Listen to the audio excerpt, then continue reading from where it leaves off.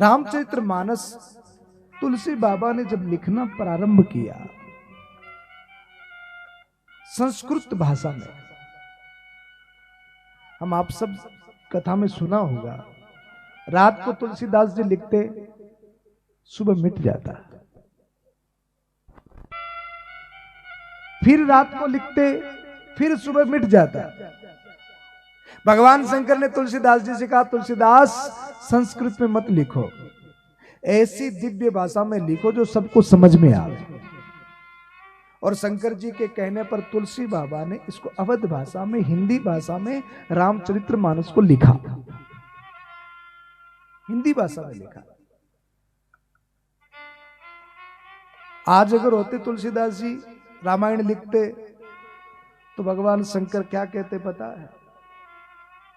बोले भैया हिंदी में मत लिखना, इंग्लिश में लिखना। हाँ, अब ये आखिरी पीढ़ी है जो हिंदी जान रही है। अब तो आने वाली पीढ़ी को तो ये भी पता नहीं कि 49-50 कितने होते हैं।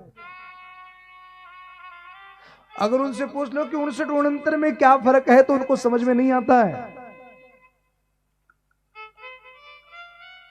आज अगर तुलसीदास जी को रामचरित्र मानस लिखना होता तो शायद शंकर जी कहते, बाबा जी अंग्रेजी में लिखो, हिंदी समझ में नहीं आएगी, लोग पढ़ लिख ज्यादा रहे हैं।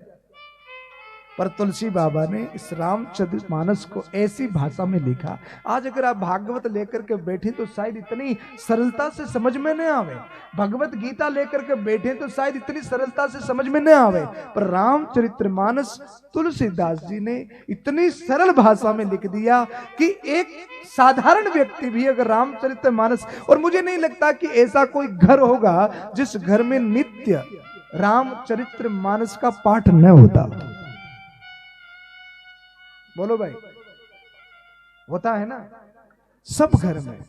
और रामचरित्र मानस की चौपाइयां इतनी सुंदर हैं कि इसको किसी भी ग्रंथ में, किसी भी भाषा में ढाल करके हम आप सब गा सकते हैं। तो रामचरित्र मानस का आरंभ, उससे पहले इसका थोड़ा सा प्रारूप हम समझें।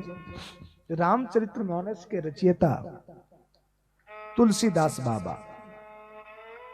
आप में से कितने लोग हैं जो जानते हैं कि तुलसीदास जी ने रामचरित्र मानस कहां लिखी थी?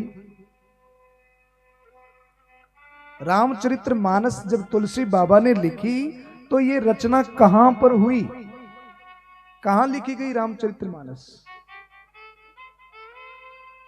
बोले महाराज लिखी तो है पर मानक ठाकुर निकट लिखी, नवमी तिथि।